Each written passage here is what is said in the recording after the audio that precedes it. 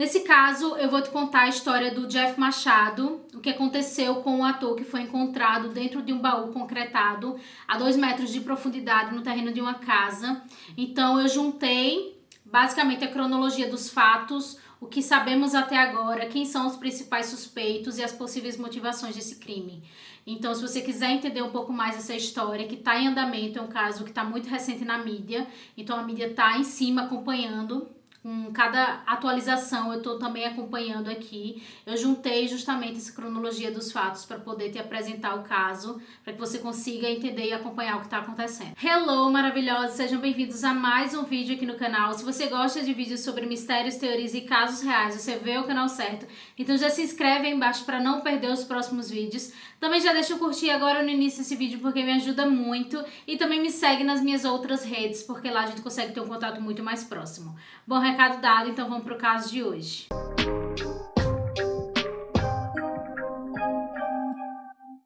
Jefferson Machado, de 44 anos, nasceu em Araranguá, em Santa Catarina, e tinha experiência profissional na área de jornalismo, atuação, produção e voluntariado. Em 2008, depois de 10 anos vivendo entre Rio e São Paulo, ele se mudou para Florianópolis, onde atuou como assessor de imprensa, produtor, diretor de arte, cenógrafo, vitrinista e stylist em campanhas, eventos, desfiles, videoclipes e programas de TV. Em 2014, o Jeff retorna então para o Rio de Janeiro, porque lá ele teria muito mais oportunidades de emprego, principalmente na área de atuação, que era a área que ele realmente queria seguir.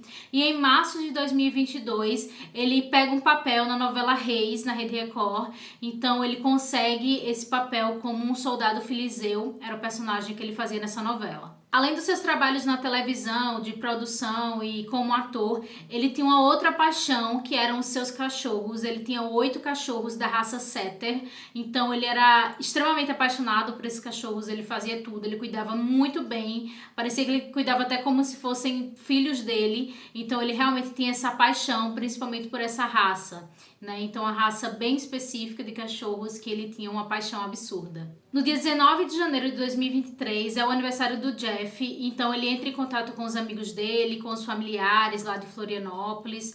Então ele tem esse contato, né? Ele comemora o aniversário dele, fala com todo mundo, recebe os parabéns, né, dos amigos, dos familiares, principalmente da mãe. Ele falava com a mãe dele todos os dias. Então ele tem esse contato, mesmo que à distância, com os amigos e familiares. E ele mantém esse contato por voz e videochamada. Ele gostava muito de fazer videochamada, tanto com a mãe quanto com os amigos. Então ele mantém esse contato até o dia 21 de janeiro. A partir desse dia, ele passa a fazer contato com os familiares e amigos apenas por mensagem de texto. Então ele já não estava ligando mais, ele não fazia videochamadas.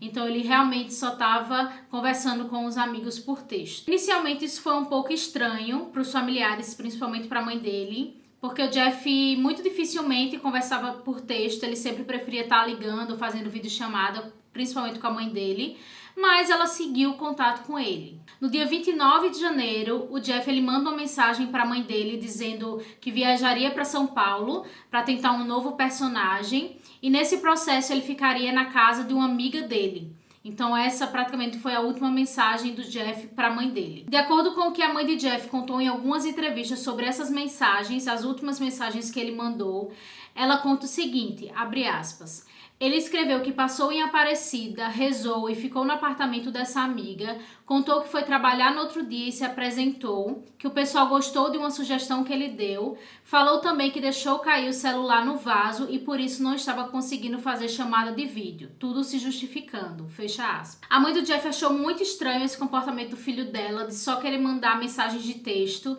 então não era nem um pouco comum dele, ele sempre era acostumado a fazer videochamadas, sempre mandar áudio para a mãe principalmente, então era um comportamento muito estranho que ela estava sentindo do filho dela. Além disso, de acordo com a mãe do Jeff, ela disse que a forma de escrever também não estava muito comum com a forma que o filho dela escrevia, porque tinha muitos erros de português, eram formas de falar diferentes do que o filho dela era acostumado. Então foi um ponto de atenção e foi um ponto que a mãe estranhou nesse contato por mensagens com o Jeff, que ele dizia que não estava conseguindo fazer videochamadas porque o celular tinha dado defeito, já que tinha caído dentro do vaso sanitário.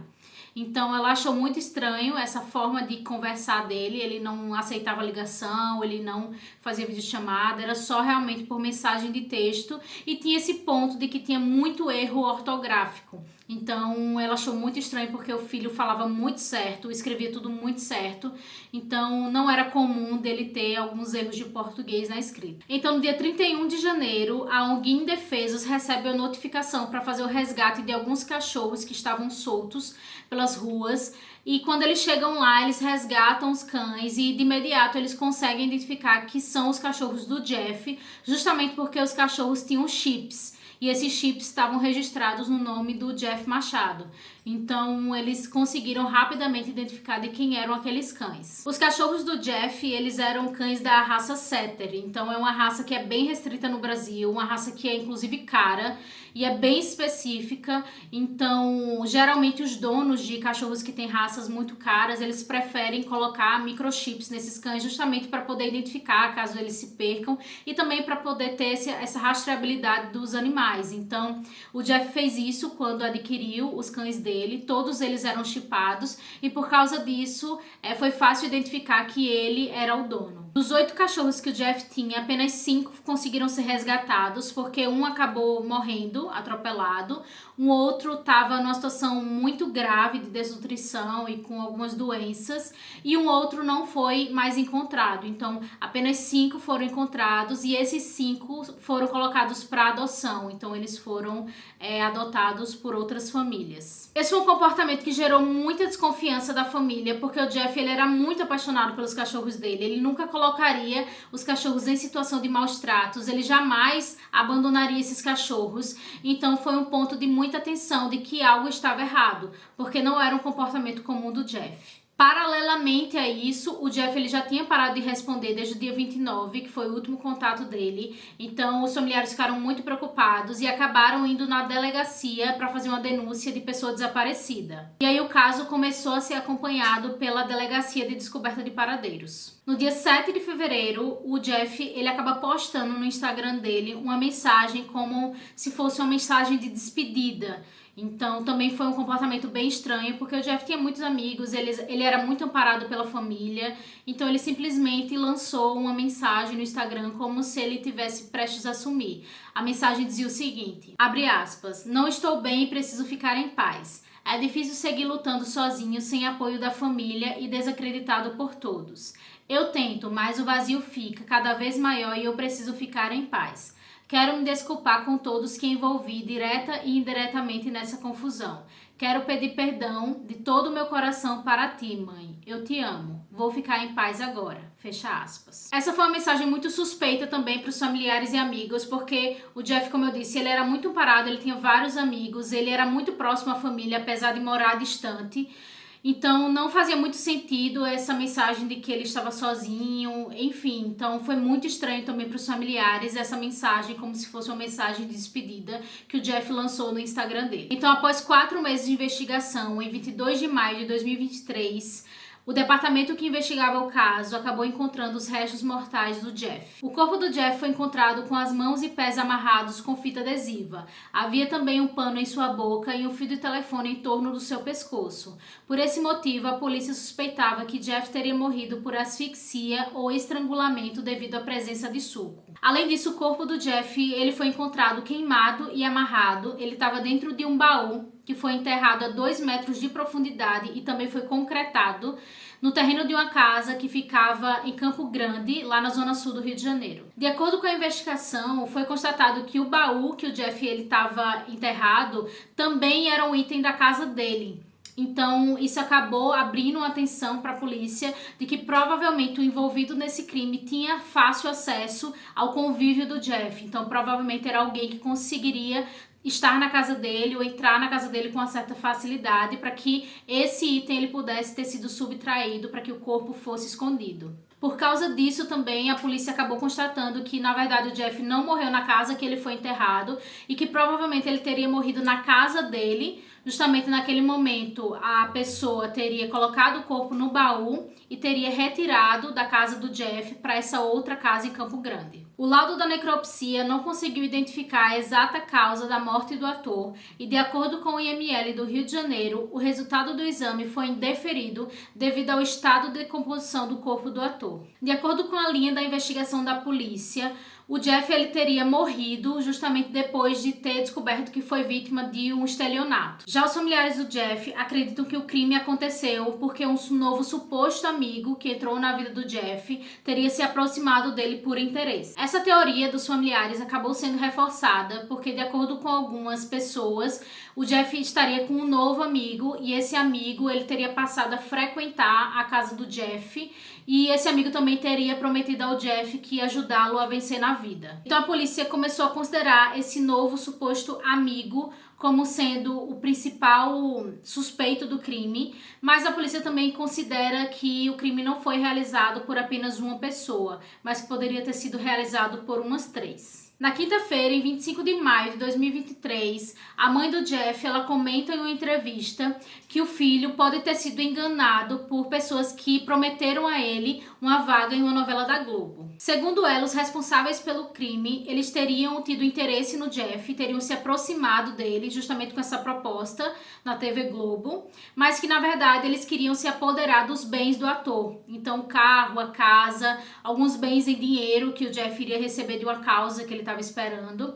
Então era justamente essa motivação, né? Eles ofereceram esse espaço na TV Globo e com essa justificativa eles acabaram se aproximando do ator para se apoderar dos bens dele. Apesar de ter feito trabalhos bem-sucedidos na Record TV, o sonho do Jeff era conseguir um papel em alguma novela da TV Globo. De acordo com a mãe do Jeff, abre aspas, ele ficou anos estudando, mas caiu na conversa de pessoas que prometeram trabalho na TV Globo.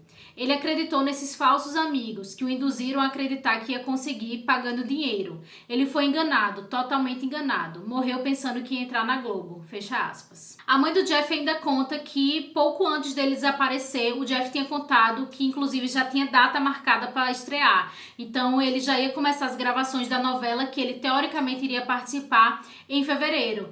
Então realmente ele estava muito iludido dessa história que estaria na próxima novela da Globo. Em 27 de maio de 2023, uma grande amiga do Jeff, a Cíntia, ela conta em uma entrevista que o Jeff teria contado para ela que pagou uma quantia de 20 mil reais por um papel na novela da Globo. Além disso, ela conta também que essa pessoa na qual o Jeff pagou esse valor, ele teria se apresentado como sendo um assistente de produção da Globo e ele tinha passado a fazer parte do convívio social do Jeff. Apesar de ter pago por um suposto papel em uma novela da Globo, sempre que o Jeff ele questionava sobre a vaga dele, né, em uma novela, para esse assistente de produção, ele sempre recebia uma devolutiva do tipo, ah não, você precisa emagrecer, ou você precisa engordar, ou você precisa mudar alguma coisa na sua aparência para se encaixar com os personagens. E isso acabava frustrando muito o Jeff, porque era uma quantia considerável, 20 mil reais, e ele queria de fato a vaga dele na novela. Então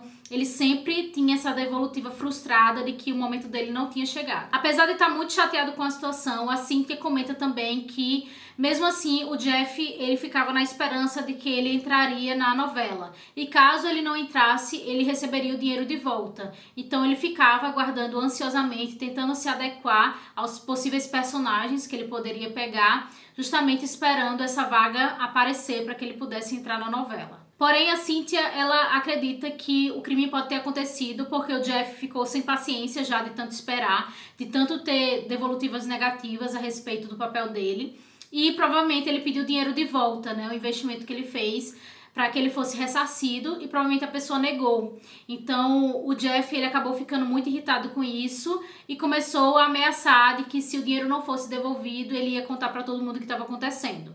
Então muito provavelmente o crime se motivou devido a isso. Nesse processo de ameaça e o Jeff querendo o dinheiro de volta, ele consegue mais ou menos 2 mil reais de volta, mas foi o único dinheiro que ele conseguiu, ele não conseguiu mais nenhum valor, então meio que ele ficou perdendo cerca de 18 mil reais esse investimento que ele não teve retorno. Então, no dia 28 de maio de 2023, a polícia anuncia o nome de Bruno de Souza Rodrigues como sendo um dos principais suspeitos do assassinato do Jeff. Além disso, foi revelado que ele havia sido funcionário da TV Globo até 2018, quando ele foi demitido. De acordo com a polícia, o Bruno ele supostamente teria premeditado o crime, uma vez que em dezembro de 2022 ele sublocou a residência onde o corpo do Jeff foi encontrado. Além disso, o Bruno ele estava em posse da casa do Jeff, das chaves do carro, ele estava meio que morando lá na casa do Jeff, inclusive foi ele que abriu as portas para que o irmão do Jeff fosse lá na residência dele vasculhar e tentar entender o desaparecimento do Jeff. Segundo o advogado da família do Jeff, o Jairo Magalhães, ele conta que a teoria é que o Bruno ele teria se aproximado do Jeff, tinha visto o Jeff como uma presa fácil,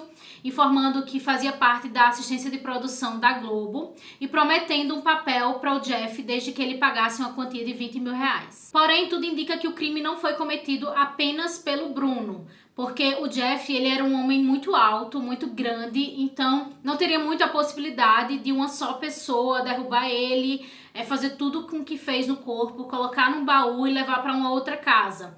Então o crime, ele supostamente tem essa teoria de que realmente foi um estelionato inicial que acabou culminando em um crime, mas que não foi feito por apenas uma pessoa. Então, na quarta-feira, em 31 de maio de 2023, a Delegacia de Descoberta de Paradeiros pediu a prisão de Bruno de Souza e Jander Vinícius da Silva Braga, de 29 anos, por homicídio e ocultação de cadáver. O Jander Vinícius ele acabou entrando nessa história como sendo um outro suspeito, porque ele esteve na casa do Jeff no dia do seu desaparecimento. Durante a acusação, o Jander Vinícius ele acabou confessando que ele conheceu o Jeff em um aplicativo de relacionamento e que ele foi para a residência do Jeff e participou do crime. De acordo com o depoimento do Jander Vinícius, ele teria conhecido o Jeff nesse aplicativo de relacionamentos, eles teriam marcado o encontro no dia 23 na casa do Jeff. Então ele foi para a casa do Jeff, eles tiveram algum momento, algum relacionamento lá, e em certo momento do dia ele acabou indo tomar banho. Então nisso que ele foi tomar banho, ele passou cerca de 15 minutos no banho e ele conta em depoimento que quando saiu do banho, ele já se depara com o Jeff na cama, falecido e com um fio enrolado no pescoço. Naquele momento em depoimento, o Vinícius ele conta que ele e o Bruno, que estava também na casa, eles foram obrigados a ocultar e se desfazer do cadáver por um homem muito perigoso chamado Marcelo, que ele conta que na verdade foi o autor do crime. Então, ele e o Bruno teriam participado justamente nesse momento de ocultar o cadáver. Eles não teriam tido nenhuma participação no assassinato do Jeff e que seria tudo atribuído a esse Marcelo. Já no depoimento do Bruno, ele conta uma história um pouco diferente. Ele comenta que naquele dia ele estava na casa do Jeff junto com o Jeff. Então chega o Jander Vinícius com esse tal de Marcelo. Eles três começam a ter algum tipo de relacionamento, o Jeff, o Vinícius e o Marcelo, no quarto. E o Bruno entra no quarto para fazer um vídeo daquela situação, daquele relacionamento, justamente porque ele queria postar em uma plataforma de adultos, de vídeos adultos. Então ele diz que entra no quarto, faz a gravação e sai do quarto. Então o pessoal lá continua tendo as relações e ele diz que vai lá na cozinha beber água. E aí ele conta que certo momento depois desce o Vinícius com o Marcelo segurando o corpo do Jeff e o Vinícius conta que eles teriam que esconder o corpo porque o Marcelo tinha dado um mata-leão no Jeff. Então, na história do Bruno, ele também conta que ele e o Vinícius só participaram dessa parte de ocultar o corpo. E eles contam que, ambos contam, né, que eles foram obrigados pelo tal do Marcelo, que seria o autor nas duas histórias, a esconder o corpo do Jeff. Então, nesse momento, eles teriam pego o corpo do Jeff, colocado no baú, colocado dentro do carro do Jeff e saído para essa casa que estava sublocada pelo Bruno. Então, nesse momento, eles teriam se deslocado para essa casa, só que durante o percurso em que eles estavam se deslocando, eles acabaram furando um bloqueio da polícia e eles receberam uma multa. Nessa multa, justamente aparece a foto do Jander Vinícius dirigindo o carro e o Bruno, ambos na parte da frente do carro, e supostamente o Marcelo estaria com um baú na parte de trás do carro. Então, nesse momento, eles estariam levando o corpo para essa casa em Campo Grande, fizeram todo o processo lá de cavar a cova, esconder o baú e posteriormente eles contrataram um pedreiro para fazer o concretamento lá da casa para que não fosse percebido que algo foi enterrado. Apesar da confissão do Bruno e do Vinícius na participação do crime, a polícia não acredita muito na existência desse Marcelo. Isso porque existe uma linha de investigação que acredita que o Vinícius e o Bruno supostamente estariam dizendo que participaram apenas da ocultação, justamente porque a pena de ocultação de cadáver é muito menor do que a pena de homicídio. Então eles estariam atribuindo o homicídio a uma terceira pessoa que supostamente existe na versão deles e que eles estariam só participando de forma indireta no crime. Então eles teriam uma pena extremamente reduzida em relação ao crime, né?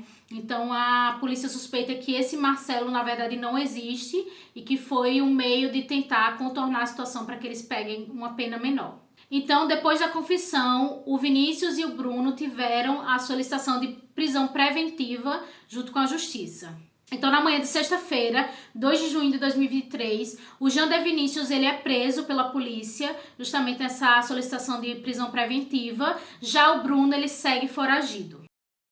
Bom, esse foi o desdobramento do que está acontecendo no caso do Jeff Machado até agora. Então, eu tentei resumir de forma a fazer uma ordem cronológica dos dados, né, do que tem sido apresentado na mídia, o que a polícia está considerando nessa investigação. Então, são os dados até a última atualização, que foi sexta-feira, com a prisão do Jander Vinícius.